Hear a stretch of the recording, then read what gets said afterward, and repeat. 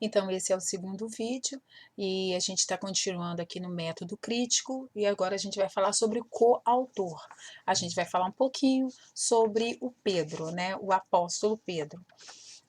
A gente tem algumas evidências dentro do próprio livro que nos reportam a um discípulo de Jesus, a alguém que estava muito próximo, a alguém que viveu, e principalmente a Pedro. A gente vai ver alguns desses detalhes, tá? A primeira coisa são evidências internas, são detalhes vividos únicos em passagens narrativas. Veja bem, Marcos está escrevendo passagem, narrando, né, passagens narrativas, mas detalhes únicos vivido por alguém que estava ali, tá? Então, vamos ver, capítulo 2, versículo 3 de Marcos, vamos lá. Eu saí de Marcos aqui, estava lá em Atos, então vamos voltar aqui em Marcos 2, vou mostrar alguns detalhes só para vocês terem uma ideia, tá? Do que eu estou falando. O nome disso, gente, é observação. Lembra, observação é ver o que o texto diz. A pessoa que faz observação mais acurada, mais detalhada, ela consegue ver coisas que numa primeira leitura não viu. E ela consegue ser também um Sherlock Holmes, né? Um investigador aí da palavra. E aí é isso que a gente está fazendo, para a gente ver como é que se baseiam esses estudiosos para dizer que Pedro é o coautor? De onde eles tiram isso? E aí a gente consegue fazer através da observação, vendo o que o texto diz, buscando evidências internas, evidências dentro do próprio texto. Então vamos lá, capítulo 2, versículo 3, fala o seguinte, ó. Tá falando sobre a cura de um paralítico em Cafarnaum. Aí eu pergunto para vocês, quem é que morava em Cafarnaum? Pedro morava em Cafarnaum. E aí tá falando sobre a cura de um paralítico, né? Aí, ó, capítulo 2, versículo 3 fala o seguinte: alguns foram ter com ele, conduzindo um paralítico, levado por 4 homens. Só João Marcos é que vai falar que esse paralítico foi levado por 4 homens. Então, como é que João Marcos ia falar algo assim? Ele poderia falar no geral. Foi levado por algumas pessoas, foi levado pelos seus amigos, mas não, fala que foi levado por 4 homens.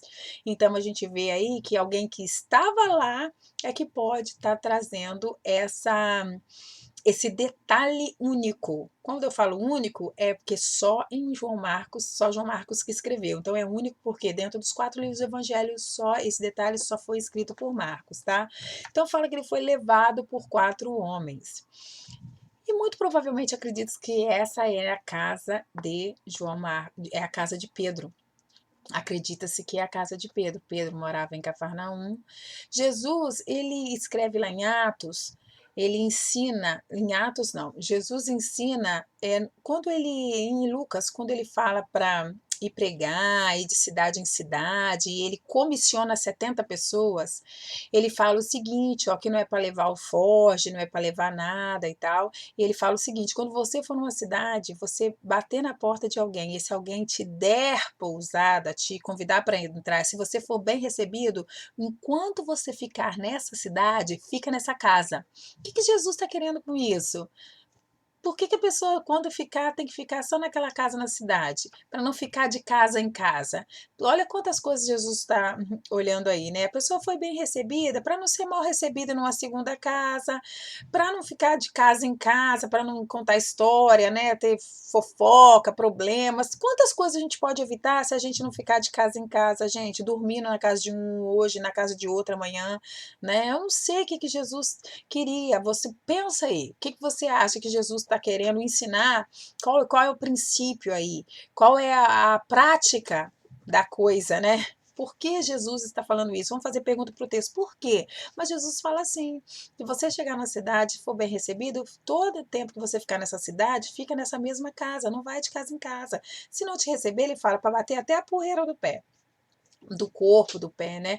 Mas é para ficar nessa casa. Então, se Jesus ensina isso, o próprio Jesus, muito provavelmente, quando ele vai numa cidade, ele fica em uma só casa. E ele, quando ele está em Cafarnaum, provavelmente casa de Pedro. Quando ele está em Betânia, provavelmente Jairo, né? Enfim, tem aí uns lugares, né? Em Jerusalém, casa de Maria, que a gente está estudando aí, casa de João Marcos. Provavelmente Jesus tinha lá os seus QGs, né, na cidade, seus quartéis generais, né, na cidade. Então, aqui, casa em Cafarnaum. E ele dá muita ênfase a isso, né? Eles tiram o telhado da casa para descer com um paralítico, né? Então, bem interessante. Imagina, ai, a minha casa, Jesus está lá, tá tanta gente, não estava cabendo, não dava para entrar por baixo. Tiveram que, ó, 4 homens por cima, tiraram o telhado da minha casa. Provavelmente essa é uma história que Pedro devia contar, né, de peito aberto, né? Contar na minha casa, Jesus fez isso, tá? No capítulo 3, versículo 5, ele vai falar o seguinte, ó. Capítulo 3, versículo 5 vai falar o seguinte: Então lhes perguntou: É lícito nos sábados fazer o bem ou fazer o mal, salvar a vida ou tirá-la? Mas eles ficaram em silêncio, olhando ao redor, indignado e condoído com a dureza do seu coração. Olha só, um sentimento de Jesus. O autor aqui está descrevendo um sentimento.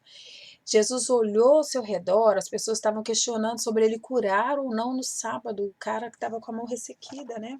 E aí o texto fala que Jesus ficou indignado e condoído. Aí eu fico pensando, gente, que sentimentos conflitantes, né? Indignado e condoído. O que é isso? Só João Marcos é que escreve isso. Só alguém que estava lá poderia colocar essas duas coisas. Podia ter falado, Jesus ficou irado, Jesus ficou chateado, mas falar que ele ficou indignado e condoído, as duas coisas ao mesmo tempo, alguém que estava lá. Isso é observação, tá, gente? Só para vocês treinarem, que eu tô batendo nessa tecla aí, que é uma forma de estudo, tá?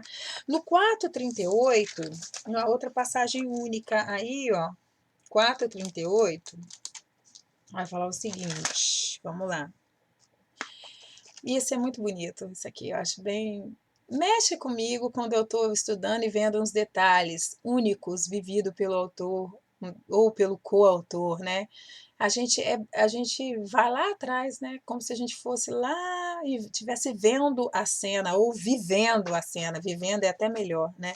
Então eu acho lindo isso aqui, ó. 4:38 vai falar o seguinte, ó.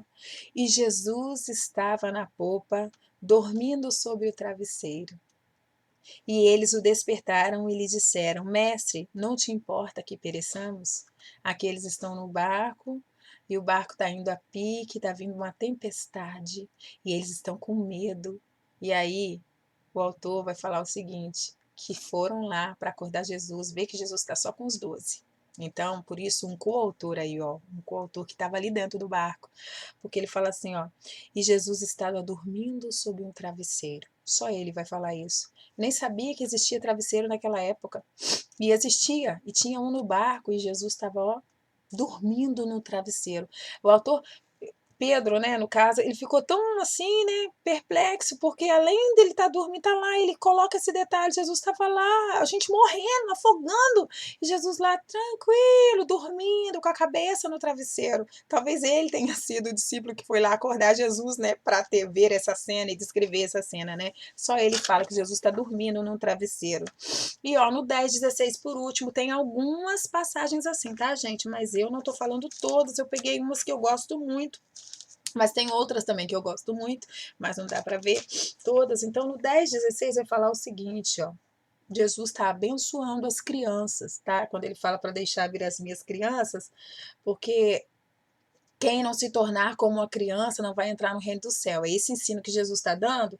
E aí, no 16 fala o seguinte, ó, então tomando-as nos braços e impondo-lhe as mãos, as abençoava. Só ele que vai dizer que Jesus tomava as crianças nos braços. Jesus pegava. Aí eu fico imaginando, Pedro devia pensar, Jesus tem 1000 coisas para fazer. Jesus tem tanta coisa para fazer. Ele agacha, pega as crianças no colo. Fala que ele abençoava as crianças, mas é como se parece, a impressão que dá é que ele está pegando um, abençoa, pega a outra, abençoa, porque fala assim, ó, então tomando-as nos braços, ele não só impunha a mão e abençoava, ele pegava a criança no colo, olha o que Pedro está trazendo aqui, né? Então tomava as crianças nos braços. Então a gente viu aí detalhe único vivido por alguém que estava lá e foi escrito. Então detalhe de alguém que estava lá, não tem como ser uma pessoa que não estava lá. Isso, e a gente tem alguns outros detalhes, mas eu estou falando só esses. Uma outra coisa é a menção frequente do mar e das coisas marítimas. E a gente vê nesse evangelho, diferente dos outros, nesse evangelho é usado muito termo técnico. que eu tenho até anotado, mas eu não vou mencionar para vocês, mas é usado, vou dar exemplo, é usado muito termo técnico, termo de pescaria, por exemplo, termo de, fala sobre o mar e as coisas marítimas, por exemplo. A gente fala assim, Jesus estava vindo num barco. Aí é como se ele falasse assim, em um momento, ele fala barco, navio, o que mais que a gente pode chamar? Prancha, não, né? Vamos falar barco, navio, um navio maior, como que chama? Ou um navio menor, entendeu? Ele dá nomes, ele fala sobre nomes técnicos, então é um palavreado mesmo de alguém que conhecia o mar, que conhecia a pesca. A forma como ele fala em todo o evangelho, termos técnicos, nos remete a um pescador, a alguém que trabalha com coisas marítimas mesmo, tá? Então, ó, menção frequente da casa em Cafarnaum, ó, provavelmente é a casa de Pedro, e ele fala várias vezes sobre essa casa em Cafarnaum e de Jesus estando nessa casa em Cafarnaum e Jesus curando, fazendo milagre nessa casa de Cafarnaum. Provavelmente é a casa dele, ele é o que mais faz menção dessa casa em Cafarnaum nesse evangelho de João Marcos, tá? Menção frequente de Simão Pedro em comparação com os outros discípulos, ele é muito mencionado, ó, ele é mencionado 23 vezes. Nos outros livros, os outros discípulos, o que é mais mencionado, acho que é mencionado 11 vezes, 12 vezes. E ele é mencionado 23 vezes, ó. Tem passagem dele com os 12, passagem de Pedro junto com André, com Tiago e com João, que é com 4, né? Passagem de Pedro com Tiago e João, os 3 mais chegados, e por fim tem passagem de Pedro a sós com Jesus. Olha só, passagens de Pedro a sós com Jesus. Situações em que só Pedro sabia estão escritas aqui nesse evangelho, porque provavelmente são pregações de Pedro que João Marcos está escrevendo. Vamos lá, no 14:54, Marcos 14:54, isso é um observador que vê, tá, gente? Marcos 14:54, depois que Jesus é preso, 14:54, vai falar o seguinte, ó. Pedro seguira-o de longe até ao interior do pátio do sumo sacerdote e estava assentado entre os serventuários, aquietando-se ao fogo. Os outros vão falar sobre a traição de Pedro, mas aqui, ó, e sobre o abandono dos discípulos, porque Jesus foi preso, o que aconteceu? Os discípulos, ó, espalharam, os discípulos fugiam, mas Pedro vai falar o seguinte, que ele seguia Jesus de longe. Tá? Ele está falando aqui, ó. Pedro seguira-o de longe e ficou se esquentando no fogo, mas estava, ó, vendo tudo o que estava acontecendo, seguindo Jesus de longe. É isso que ele fala. E aí, ó, vai falar também, ó, no 14:66, ele negando Jesus. 14:66. Vamos lá. 14:66.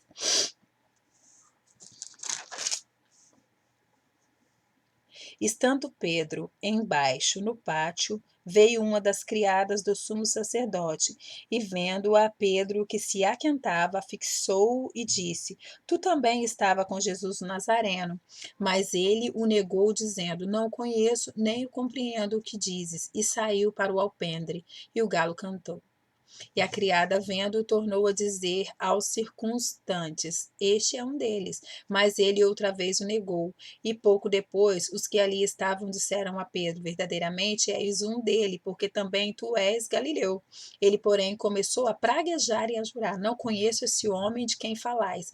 E logo cantou o galo pela segunda vez. Então Pedro se lembrou da palavra que Jesus lhe dissera: Antes que 2 vezes cante o galo, tu me negarás 3 vezes. E caindo em si, desatou a chorar. Cena difícil, né? Deve ser difícil pregar sobre isso, mas Pedro contou essa história e João Marcos escreveu. Pedro, então, negou Jesus, ele escreve aí. Agora, gente, tem 2 detalhes que são bem importantes, ao menos que eu penso que são muito importantes para a vida do coautor, para a vida de Pedro, que Pedro não escreveu. Pedro talvez não pregava muito sobre isso. Sabe uma situação que você viveu que às vezes não é muito fácil você falar? Eu tenho situações que eu vivi e que para mim não é muito fácil falar. Eu preciso respirar, eu preciso pensar, eu preciso me eu preciso me preparar para falar sobre determinadas coisas que eu vivi, experiências que eu vivi, porque não foram fáceis. E talvez essa experiência que Pedro tenha vivido não foi fácil também para ele, porque a gente vai ficar sabendo porque outra pessoa escreveu, porque João Marcos não escreveu, Pedro, como coautor, não escreveu, mas outra pessoa escreveu. Vamos lá ver Lucas 22, 60 a 62, que é um texto tremendo. Ó, Lucas 22, 60 a 62. Está ainda no final de Pedro negando Jesus. Ele fala o seguinte, ó: mas Pedro insistia: homem, não compreendo o que dizes. E logo, estando ele ainda a falar, cantou o galo. Agora, essa parte aqui, ó, ele não escreveu. Marcos também não escreveu. Fala o seguinte, ó: então, voltando-se o Senhor, fixou os olhos em Pedro, e Pedro se lembrou da palavra do Senhor, como lhe dissera: hoje 3 vezes me negarás antes de cantar o galo. Eu fico pensando, que olhar foi esse de Jesus para Pedro? Que olhar foi esse? E Pedro fala que seguia Jesus de longe, mas não era tão longe assim, né? Estava longe, mas veja que quando Pedro negou Jesus pela terceira vez, Jesus estava sendo maltratado, foi preso. Pedro não tem coragem de falar que era um deles, né, que era um discípulo de Jesus. Pedro não teve coragem de falar que estava andando com Jesus, mas Jesus fixa os olhos em Pedro. Isso quem vai falar é Lucas, não é Pedro, não fala. Talvez ele não tenha facilidade em pregar sobre isso, né? Eu não teria, talvez também. E aí o texto fala que Jesus fixou os olhos em Pedro. Eu fico pensando que olhar foi esse de Jesus. O que Jesus disse com esse olhar para Pedro, né? Que olhar foi esse? Que olhar você acha que foi? Você acha que Jesus acusou? Você acha que Jesus condenou? Você acha que Jesus falou: eu te avisei? Você acha que Jesus falou assim: não tem problema? O que será que Jesus falou? O que será que Jesus falou? Eu fico me perguntando, porque às vezes a gente fala tanto com o olhar, né? Dizem que eu, com a minha expressão, eu demonstro muito o que eu estou pensando, o que eu quero dizer, que eu sou uma pessoa que expresso com o rosto, né? Com gesto. E o corpo da gente fala, né? A psicologia já explica isso. O que Jesus falou para Pedro? Que olhar foi esse, né? Que só Lucas escreve, que Jesus fixou os olhos nele. Então, só Lucas escreve, Pedro não fala sobre isso. E uma segunda coisa que também Pedro talvez não pregasse muito sobre isso, quem vai falar sobre isso é João, um outro escritor. Tá lá, ó, em João 21, 15 a 18. Vamos lá, em João 21, 15 a 18. Depois de terem comido, perguntou Jesus a Simão. Isso foi depois da ressurreição, tá? Simão, filho de João, ama-me mais do que estes outros? E ele respondeu: sim, Senhor, tu sabes que te amo. E ele lhe disse: apacenta os meus cordeiros. Tornou a perguntar-lhe pela segunda vez: Simão, filho de João, tu me amas? E ele respondeu: sim, Senhor, tu sabes que te amo. Disse-lhe Jesus: pastorei as minhas ovelhas. Pela terceira vez, Jesus lhe perguntou: Simão, filho de João, tu me amas? Pedro entristeceu-se por ele ter dito pela terceira vez: tu me amas? E respondeu-lhe: Senhor, tu sabes todas as coisas, tu sabes que te amo. Jesus lhe disse: apacenta as minhas ovelhas. Há quem diga que esse foi um episódio de cura interior, né, de Pedro. 3 vezes negou, 3 vezes teve que repetir que amava Jesus para assumir então aquilo que ele tinha que fazer, que era apacentar as ovelhas, né? Então, acredita-se que esse foi realmente um episódio de cura interior. Então, esse é Pedro. A gente estudou um pouquinho de João Marcos, a gente viu um pouquinho de Pedro para a gente entender a autoria. A gente ainda está dentro do método crítico. Para não ficar muito pesado, vou dar uma corrida aqui nesse vídeo, tá bom?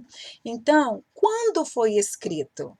Antes de 70, Por quê? Porque a gente vê que tem predições aí da queda de Jerusalém que aconteceu em 70, capítulo 25, não, capítulo 13. Não estou em Mateus, estou em Marcos. Capítulo 13 vai ter predição aí, vai falar também sobre a volta de Jesus, um intercâmbio entre dois assuntos, e a queda de Jerusalém no capítulo 13. Então não foi mencionado nada disso no texto, né? Da queda de Jerusalém, então provavelmente foi antes. Antes de 64 também, porque a gente sabe que 64 foi em 64 foi fogo em Roma, né? Nero colocou fogo em Roma. Então foi entre 55 e entre 63. De onde foi escrito? De Roma. Ele esteve com Paulo na primeira prisão e foi chamado para estar também na segunda. Então foi escrito de Roma, né? E foi escrito para Roma. A gente já viu também que foi escrito para Roma. Agora, evidências de que foi escrito para Roma. Vamos ver essas evidências? Como a gente sabe que foi escrito para Roma? Vamos ver lá. O autor, ele enfatiza mais as obras do que os ensinos. Ele dá ênfase nas atividades de Jesus. Ele vai contar aí, 18 milagres, né? 18 milagres, e se a gente for olhar, parece que tem umas 4 parábolas. Então, ele vai dar muito mais ênfase na atividade de Jesus, na ação de Jesus, do que no seu próprio ensino, tá? E os romanos eram pessoas assim, eram pessoas mais práticas, tá? Ele explica aqui, termos judaicos. Por exemplo, quando ele vai ressuscitar a menina, ele fala Talita cumi, que quer dizer menina, levanta, né? Menina, levanta e anda, né? Menina, levanta. Ele explica, tá lá no texto escrito, tá? Então ele explica também costumes, rituais judaicos, tá? Em Marcos 7, ele vai falar sobre rituais judaicos, e aí ele explica. Ele omite qualquer referência à genealogia, não vai falar sobre genealogia de Jesus, como Mateus, como Lucas. Por quê? Porque ele está apresentando Jesus como servo. O servo não tem genealogia, que importa saber de quem é filho, né? Jesus é servo, então não fala sobre genealogia, porque também não era importante para os romanos, né? Para os romanos isso não era importante. Ele usa termos romanos, veja bem, ele fala sobre legião, denário, pretório, quadrante, centurião, esses são termos romanos que ele usa. E Jesus é apresentado como servo, mas não é servo no sentido de pessoa humilhada, não, é servo no sentido de pessoa que presta serviço, que faz as coisas acontecerem.